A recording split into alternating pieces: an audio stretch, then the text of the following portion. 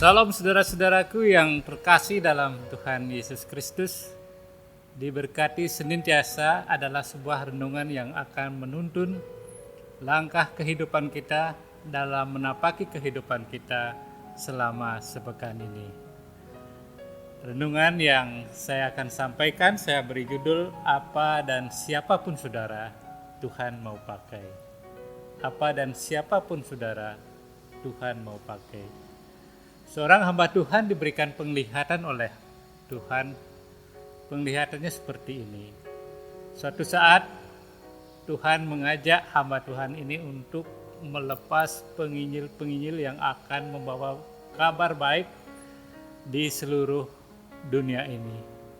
Tuhan mengurut penginjil-penginjil ini beserta dengan kendaraan yang mereka akan bawa untuk menginjil. Dijejer oleh Tuhan dari kendaraan yang paling mewah, mobil-mobil yang paling mewah di urutan terdepan, diikuti oleh mobil-mobil yang lebih murah atau mobil-mobil yang lebih sederhana. Kemudian di belakang itu diikuti oleh kendaraan roda 2, sepeda motor. Diurut juga oleh Tuhan dari kendaraan yang paling mahal, sepeda motor yang paling mahal, sampai dengan sepeda motor yang paling murah. Ternyata di belakang sepeda motor itu ada juga masih yang pakai sepeda dayung. Hamba Tuhan ini berpikir, wah, kalau yang dibawa oleh penginjil ini sepeda dayung, kapan nyampainya mereka? Akhirnya tiba saatnya Tuhan melepas penginjil-penginjil ini dengan kendaraan mereka masing-masing. Dilepas dari hamba Tuhan atau penginjil yang membawa kendaraan mobil yang paling mewah.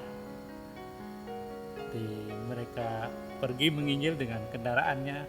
Mereka berjalan di jalan yang hotmik yang sangat bagus dan mereka mulai berjalan. Diikuti oleh mobil-mobil yang lebih murah di belakangnya, sampai rombongan mobil itu semuanya berjalan. Kemudian Tuhan melepas rombongan yang pakai sepeda motor dari sepeda motor yang paling mahal sampai dengan sepeda motor yang sederhana atau sepeda motor yang paling murah.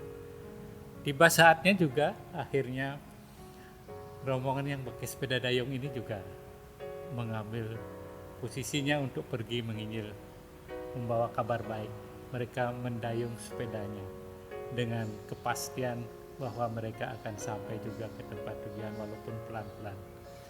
Bapak Ibu yang terkasih, Tuhan juga mengajak hamba Tuhan untuk melihat perjalanan penginjil-penginjil ini sampai mereka akan sampai di tempat tujuan. Ternyata di sedemikian jauh perjalanan rombongan penginjil ini, dan hamba Tuhan ini melihat di depan itu ternyata jalan itu menyempit. Rombongan penginjil yang membawa kabar baik dengan mobil tidak bisa lewat. Akhirnya yang bisa lewat itu adalah rombongan yang pakai sepeda motor dan juga pakai sepeda dayung. Sesudah itu mereka berjalan terus sampai sedemikian jauh. Ternyata jalan itu rusak dan juga digenangi oleh air.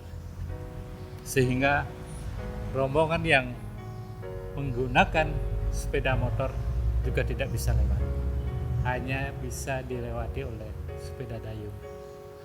Saudara-saudara, ternyata hamba Tuhan ini baru bisa berpikir dan menyadari ternyata Tuhan juga mau pakai penginjil-penginjilnya yang pakai sepeda dayung.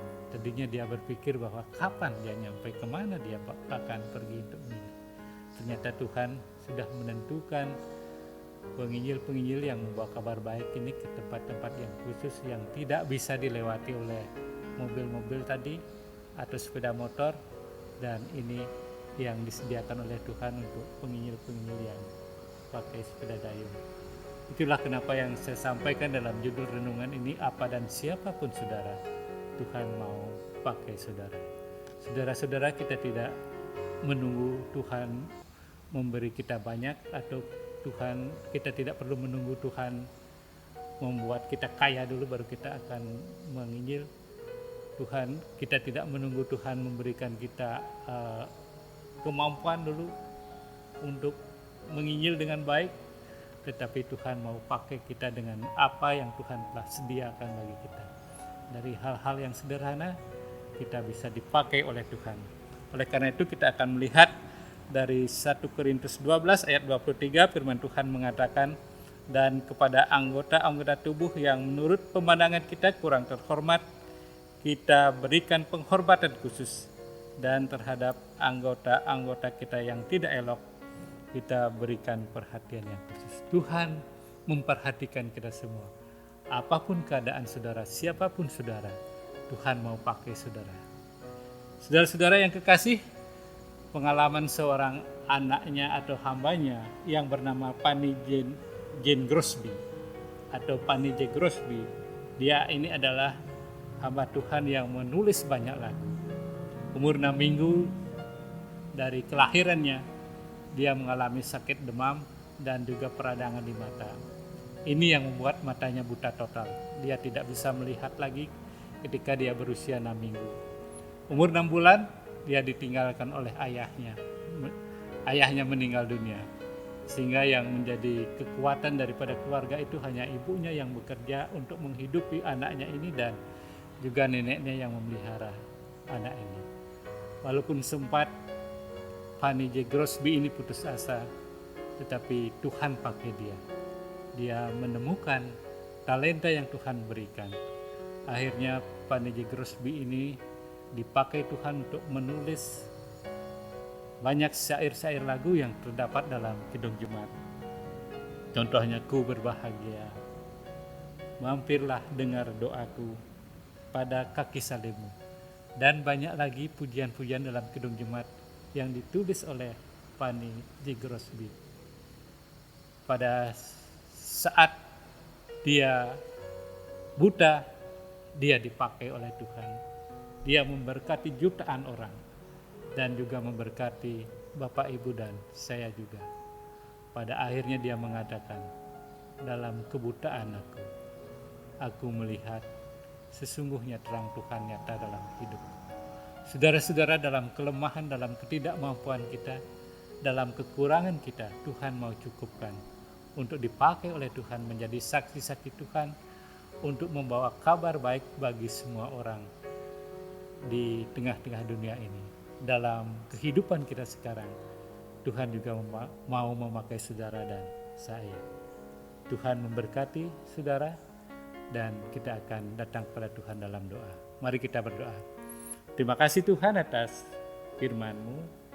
Kami boleh Tuhan pakai untuk kemuliaan dan kebesaran nama-Mu, untuk boleh menjadi saksi-saksi Tuhan di tengah-tengah dunia ini.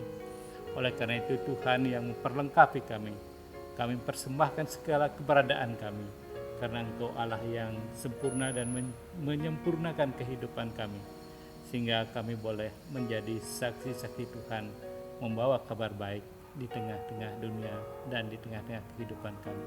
Dalam Yesus Kristus kami berdoa dan mengucap syukur. Amin. Terima kasih. Tuhan memberkati saudara.